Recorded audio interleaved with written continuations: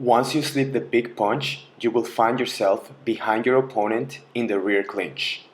Control him. Once he settles down, make sure you have an S grip and jump back. For practice purposes, practice the setup steps a couple of times. Take a little step forward and then a big step and block his foot. Once you feel ready, do the setup steps, pull him down and sit down. Let him go, tuck your elbow in, and let yourself come on top into the modified mount with one knee down and one knee off the ground.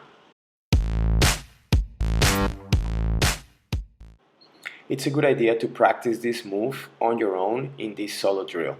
Start grabbing your wrist and then transfer to an S grip. This S grip will give you greater length between you and your opponent so that you can practice your setup steps comfortably. Do the setup steps a couple of times, and when you feel ready, sit down and make sure your leg is straight. Pull him, let go of your hands, tuck your elbow in, and let yourself come on top into the modified mount.